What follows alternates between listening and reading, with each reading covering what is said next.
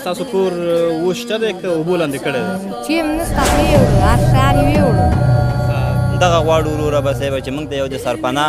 جای برابر شي او دغه خپل ماشومانو دغه ځوانانو دغه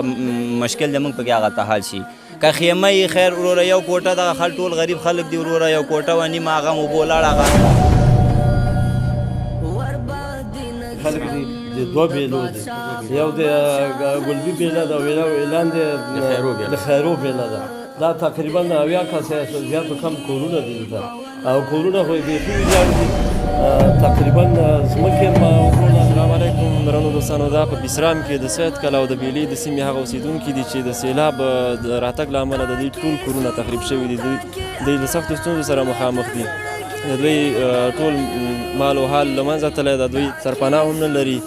دوی د اوسېدو ځای نه لري. دا د بسرام مکتب ساحه ده، دې مکتب کې دوی راغلي دي، دلته پراته دي. نه د خوراک څه لري نه د څښاک څه لري. دغه مرسته د کډوالو ریاست لخوا شوې ده. دا مرسته دوی ته هېڅ بسنه نه کوي. دې ته غوړي پکار دي، وریژې، نور د خوراکي توکي ورته پکار دي. ټولو هغه مؤسساتو او خیریه بنسټونو څخه هیله کوم چې په دې هېواد کې فعالیت کوي دې ځای ته راسي. بسرام سیمې ته دغه خلک ډېر اړمن خلک دي، دوی سره خپلې مرستې. کډوالو چارو ریاست لخوا د بسرام سیلاب ځپلو دپاره د خوراکي مرستو یو جوپه راورسېده. نو وروسته له دې نه به شاید نورې موسسې هم خپلې مرستې او همکارۍ دلته له دې ولس څخه دریغ نه کړي. نو د دې ریاست او د دې ریاست له کارمندانو څخه ډېره مننه کوو. کور یې ودان، خو دا ولس له دې نه ډېرو شیانو ته او ډېرو توکو ته اړتیا لري. باید له دې ولس سره بار بار همکاري او مرستې وشي. دا ولس ډېر ځپل شوی. دا د بسرام مکتب د نجونو لیسه ده. دغه زنانه د دې دپاره دلته راغونډې شوي دي چې د دوی کورونه ټول د سیلاب اوبو لاندې کړي دي. دا خلک د بسرام د قریې د سید کلا د بیلې اوسېدونکي دي. ډېری کورونه اوبو وړي دي، حتی په هغه ځای کې هېڅ نه دي پاتې. دوی په همدې خاطر دلته راغلي دي تر څو همکارې موسسې، مرستندویه موسسې د دوی سره د مرستو او همکارۍ حباب یو څه مرستې وکړي او دوی ته ډاډ ورکړي تر څو دوی خپل ژوند او همدارنګه خپل زیست ته دوام ورکړي. نو دې دپاره چې موږ له دوی څخه خبرې وغواړو په دې باب څه شی وایي، د همکارو موسسو نه یا د خیریه موسسو نه څه شی غواړي. دلته د مور سره خبرې کوو چې دوی کور کوم ځای کې دی او څنګه شوی. ولې مور ستاسو کور کوم ځای کې و؟ بیله خیرو. ستاسو کور اوس شته دی که اوبو لاندې کړی دی؟ چې هم نشته دا ویوړو هر شیان یې ویوړو. کور هلته هېڅ شی نه دي پاتې؟ نه هېڅ شی هم نه دي پاتې. اوس تاسو په کوم ځای کې یاستئ فعلا؟ اوس موږ دا د انجونو په مکتب کې. دا د بسرام د نجونو مکتب دی. تاسو څه شی غواړئ مؤسساتو نه، دولت نه څه شی غواړئ چې تاسو ته هغه مرستې؟ دولت نه موږ دغه غواړو چې موږ ته دا د اوبو هغه اوسي بندونه سرپناه غواړو موږ. نو اوس دلته هله پراته یي چې نشته. نور د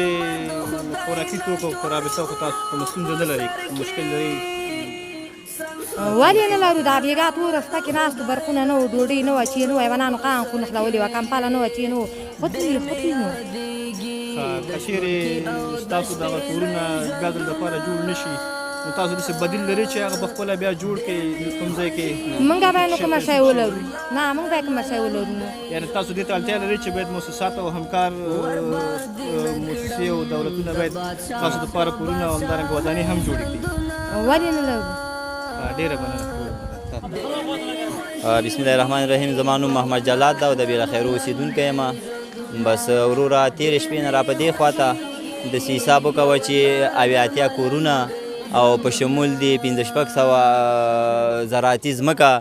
وروره د دغه خلکو دغلته چې شاته تاسو وینئ ټول راغلي بې اسرې په دغه مکتب کې پراته دي. وروره به صاحبه د هغه هم دغه د قوم د ځوانانو د کمیټې په حساب باندې دغه خلک راغلي موږ سره دغه کورونه چې کوم اجل شی و بستره وه مثلا هغه هم راښکلې ده د خپلې د استوګنې دپاره نور وروره کورونه ښه بد هر څه له منځه تللي دي په مکمله توګه وروره خراب دي او دغه خلک ستونزې همدغه دي وروره نه د خوراکي توکي لري نه د سرپناه کومه جای لري او حکومت نه دغه موسسو نه دغه ټولو د بسرام نه د سپین ږیرو ځوانانو نه همدغه غواړو وروره به صاحبه چې موږ ته یو د سرپناه جای برابر شي او دغه خپل ماشومانو دغه ځوانانو دغه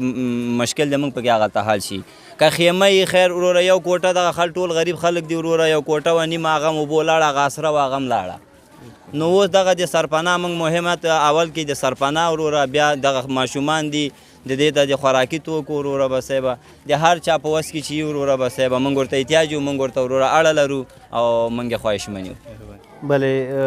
موږ د قمر خیریه بنسټ له درنو کارمندانو څخه نړۍ مننه کوو چې د بسرام قریې د سید کلا سیلاب ځپلو سره د همکارۍ او مرستې لپاره راودانګل او دلته راغله د دې خلکو ستونزې او مشکلات له نږدې نه ولیدل کور یې ودان که د دوی هر څه په وس کې وي نو موږ د دې اړتیا او ضرورتونو محتاج استو موږ سره د په دې برخه کې مرستې او همکاري وکړي الله د دوی ته دغه هر ګام په تله د میزان کې وچی کور یې ودان مننه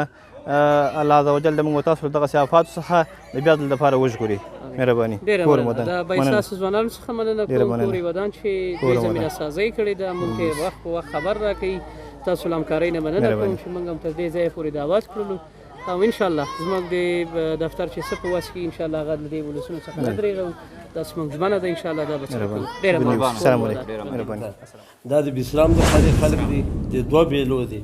یو د ګلبي بیله ده او اعلان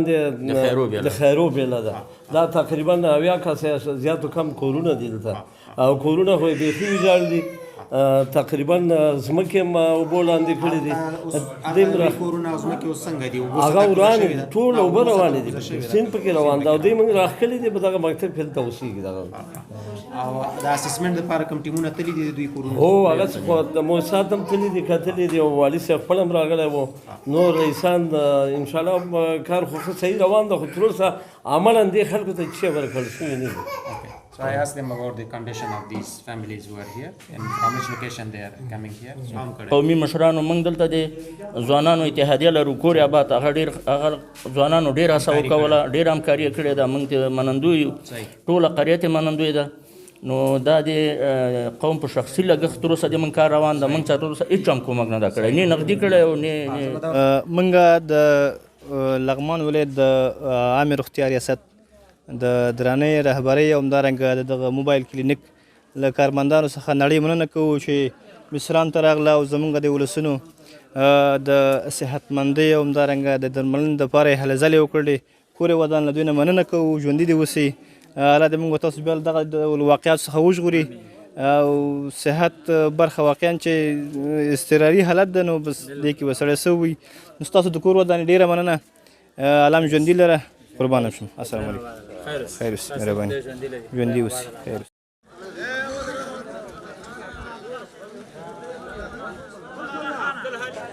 بسم الله الرحمن الرحیم وحید الله محبت یم د بسرام ځوانانو مشر لکه څنګه چې تاسو ته بهتره معلومه ده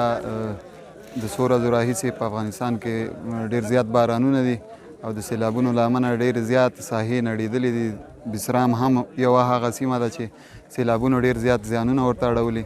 زموږ په سیمه کې د سید کلا پورې اړوند ځینې سیمې وې چې سیلاب کاملا تخریب کړي دي د سیند اوبه را جګې سوي هغه ځایونه یې ټول وړي دي نو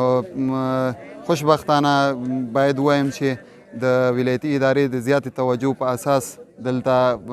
ډېر موسسات راغله د هغه کورونو سروې وکړله همدا اوس تاسې عملا وینئ چې د مهاجرینو ریاست په مالي لګښت دا ځینې مرستې چې دا ډېرې ناچیزه دي خو همدغه نه امکانات به هغې درلودل دا مرستې له موږ سره وکړلې زموږ د ولس سره یې وکړلې او نور ډاډ یې ورکړی ده چې موږ به په راتلونکي کې هغه کورونه چې کاملا تخریب شوي د هغې په شولټر جوړونه کې یا د هغې د کور په بیا رغونه کې موږ همکاري کوو همدارنګه نور نړیوالې موسسې هم دلته راغلې اوس تاسې ولیدل صحي ټیمونه چې له مختلفو موسساتو صحي ټیمونه راغلي دي دلته عملا د هغه خلکو چې هغې د سیلاب ځپلي دي آسیب پذیره دي د هغې په تداوی اخته دي او انشاءالله راتلونکي کې ټولو وعده کړې ده خدای وکړي چې په خپلو وعدو باندې عمل وکړي او دغه خلک چې بې کوره سوي دي دې ټولو ته یوه سرپناه برابره کړي او د دوی د کور څښتنان سي دا مرسته خو ډېر ناچیزې مرستې دي دا هېڅ بسنه نه کوي دې ته ځکه چې دی کورونه ړنګ سوي دي دی هر یو کور کې دا یو بورې غنم دی اوس دا یو بورې غنم دا د هر کور کې په لسګونو بورې غنم ول چې سیند ته وړي دي نو دا د دې هغه د یو اونۍ لپاره د میاشت لپاره د دې هغه حلق به پرې هغه سي دا لوند سي او زما هیله او تمه دا ده چې د دې د کورونو په جوړونه کې اړونده ادارې اقدام وکړي او د هغه کورونه چې اوس کاملا تخریب دي د استوګنې وړ نه دي هغې ته د بیا ځلې لپاره کورونه جوړ کړي حد اقل یو اتاق دوه اتاقه ورته آباد کړي چې هغې پکې خپله استوګنه پر مخ ویسي ځکه چې دلته چې دا کم خلک ژوند کوي دا ډېر مظلوم او بیچاره خلک دي بارانونو شاهد دی چې ورسره بېرحمه سیلابونه مل دي دا چې په لغمان ولایت کې اړونده د بسرام قریې د سید کلا ځینې سیمې ځینې بانډې د الینګار د سیند د طغیاني اوبو ویجاړې کړې او زموږ ولسونه یې له ډېر بد وضعیت سره لاس او ګریوان کړل د لغمان ولایت رهبري د هر اړخیز ډاډ او پر وخت اقدام له امله د بسرام ولسونه تاسې ښاغلي مولوي صاحب غلام الرحمن حقاني د لغمان ولایت د کډوالو چارو رئیس ته د ولایتي ادارې په استازولۍ دغه ساینلیک درکوي تر څو ستاسې د هغو پر وخت اقداماتو قدرداني وشي چې ترسره کړي مو دي تاسې ته د رب د لا غوره خدمت کولو توفیق درکړي او افغانستان د نور له هر لوی ذات له هر ډول طبي او غیر طبي آفاتونو څخه په امان کې وساتي مولوي صاحب لاس